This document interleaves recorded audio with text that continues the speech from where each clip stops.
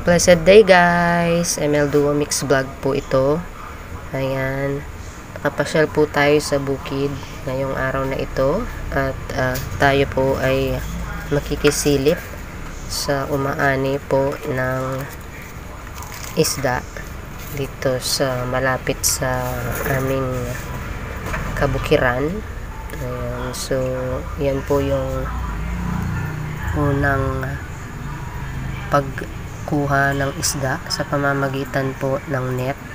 Ayan, so yung net po na itinuhog nila dyan po nila inilalagay yung nakukuha nila. Ayan, so tapos na po tayo sa unang pagkuha po nila.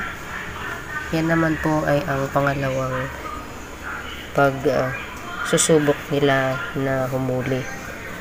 And pagmasdan na lang po natin guys.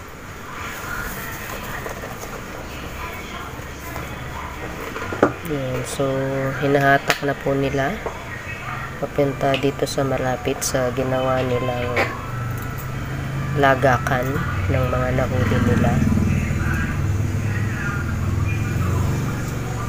Yan, ang reason behind kung bakit po may ganyan ay para manatili pong nasa tubig yung mga nahuhuli nilang isda at hindi po mawalan ng buhay, para pag di-deliver nila sa mga pagbebentahan ng isda ay buhay pa po at fresh na fresh ang mga isdang ibebenta. Ayun, no? Ayan po ang kanilang pangalawang nahuhuli. Ayan, after naman dyan, ilalagay nila yan sa mga drum, yung mga pa-square na drum, at lalagyan ng tubig at oxygen para manatili nga pong buhay. Ayan, nakikita po natin mga naglulundagan.